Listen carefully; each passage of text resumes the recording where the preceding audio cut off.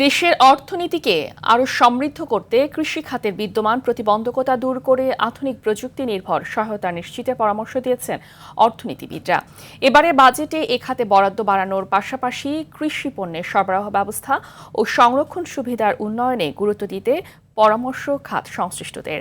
উদ্যোক্তাদের মতে কৃষিতে ভর্তুকি বাড়ানো হলে উৎপাদন বাড়বে এবং এর ইতিবাচক প্রভাব জাতীয় অর্থনীতিতেও প্রতিফলিত হবে। বিস্তারিত আব্দুর রহিমের রিপোর্টে। মোট দেশজ উৎপাদন জিডিপিতে কৃষির অবদান দিন দিন কমছে। শুধু তাই নয়, কৃষি শ্রমিকদের সংখ্যাও কমছে আশঙ্কাজনক হারে। গত 17 বছর বাজেটে কৃষিকে গুরুত্ব না দেওয়ায় জিডিপিতে এ খাতের অবদান 18 থেকে নেমে 12% দাঁড়িয়েছে। 2 দশক আগেও দেশের মোট শ্রমশক্তির 75%ই কৃষি খাতে জড়িত ছিল, কিন্তু এখন তা নেমে এসেছে 40%। তাই এবারের বাজেটে এ খাতে ভর্তুকি বাড়ানোর দাবি উদ্যোক্তাদের।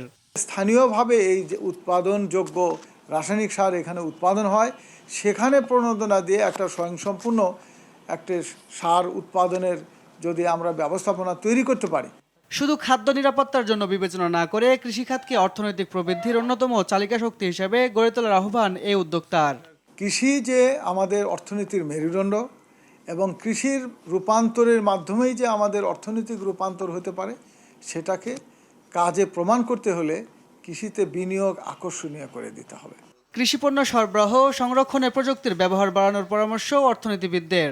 আমরা যদি উৎপাদন বাড়াতে চাই তাহলে কৃষিতে বিনিয়োগ বাড়াতে হবে এবং মোট যে বাজেট বরাদ্দ হয় তার প্রায় 10% কৃষি খাতে বরাদ্দ দিতে হবে এবং মোট কৃষি উৎপাদিত পণ্যের যে মূল্য, সেই মূল্যের 10% ভর্তুকি হিসেবে বিবেচনা করতে হবে এবং কৃষি যন্ত্রাংশের জন্য এখানে ভর্তুকি দিতে হবে এবং কৃষি যন্ত্রাংশের জন্য আমাদের দেশের অভ্যন্তরে কারখানা গড়ে তুলতে হবে। পাশাপাশি পরিবহনে চাঁদাবাজি বন্ধে আরও কঠোর ব্যবস্থা নেওয়ার দাবি খাত সংশ্লিষ্টদের। আব্দুর রহিম, RTV, ঢাকা।